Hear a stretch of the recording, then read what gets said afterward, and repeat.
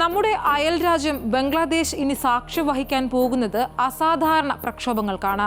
ബംഗ്ലാദേശിൽ നിന്ന് പുറത്താക്കപ്പെട്ട ബംഗ്ലാദേശ് മുൻ പ്രധാനമന്ത്രി ഷെയ്ഖ് ഹസീനയ്ക്ക് വധശിക്ഷ വിധിച്ചിരിക്കുകയാണ് ബംഗ്ലാദേശ് ഇന്റർനാഷണൽ ക്രൈംസ് ട്രൈബ്യൂണൽ. കഴിഞ്ഞ വർഷം ജൂലൈ 15-നും ഓഗസ്റ്റ് 15-നും ഇടയിൽ നടന്ന പ്രക്ഷോഭങ്ങളെ അടിച്ചമർത്താൻ ഹസീനയുടെ സർക്കാർ അതിക്രൂരമായ മനുഷ്യാവകാശ ലംഘനങ്ങൾ നടത്തിയെന്നതാണ് ചുമത്തിയിരിക്കുന്ന കുറ്റം.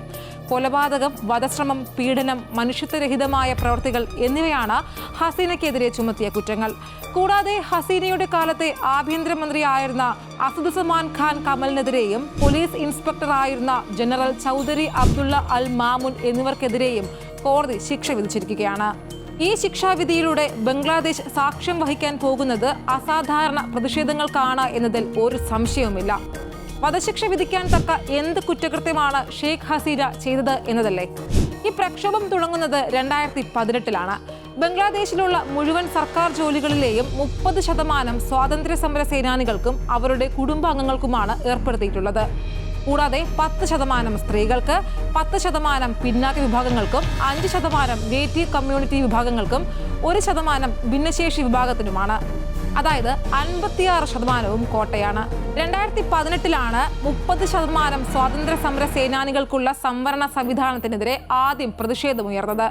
കാരണം ഈ ക്വാട്ട സംവിധാനത്തിലൂടെ അവാമി ലീഗിലുള്ള പാർട്ടി പ്രവർത്തകർക്കാണ് കൂടുതൽ സർക്കാർ ജോലികൾ കിട്ടുന്നത് എന്നാണ് പ്രതിപക്ഷം ആരോപിച്ചത്. 2018-ലുണ്ടായ പ്രതിഷേധത്തെ സംവരണ ആനുകൂല്യങ്ങൾ വെട്ടിക്കുറച്ചതിലൂടെ ഷെയ്ഖ് ഹസീന സർക്കാർ നേരിട്ടു.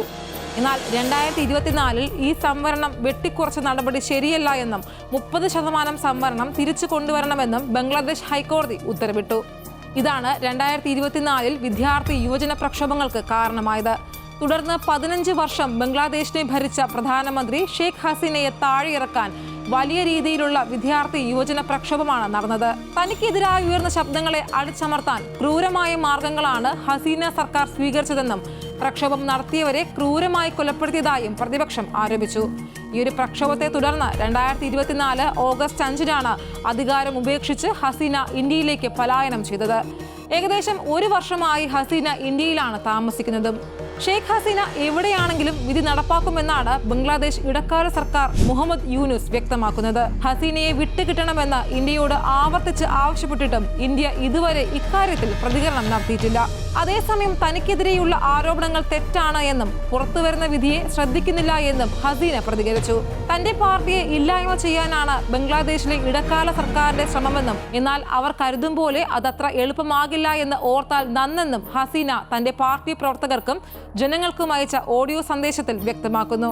ഈ കോടതി വിധി പുറപ്പെടുവിക്കുന്നതിന് ദിവസങ്ങൾക്ക് മുൻപ് തന്നെ ധാക്കയിലും മറ്റു നഗരങ്ങളിലും ബോംബ് സ്ഫോടനങ്ങളും വാഹനങ്ങൾക്ക് തീയിട്ട സംഭവങ്ങളും റിപ്പോർട്ട് ചെയ്തിട്ടുണ്ട്. വിധിക്ക് മുൻപ് അവാമി ലീഗ് ശക്തമായി പ്രതിഷേധിക്കുമെന്നും ഗുരുതര പ്രത്യാഘാതങ്ങൾ ഇടക്കാല സർക്കാർ നേരിടേണ്ടി വരുമെന്നും ഷെയ്ഖ് ഹസീനയുടെ മകൻ പ്രതികരിച്ചിരുന്നു.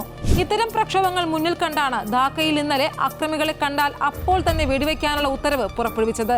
ഹസീന കുറ്റക്കാരി എന്ന് വിധിച്ചതിലൂടെ ഇനിയുള്ള ദിവസങ്ങൾ അയൽപ്പക്കത്ത് അശാന്തിയുടെ നാളുകളായിരിക്കും എന്നതിൽ യാതൊരു സംശയവുമില്ല.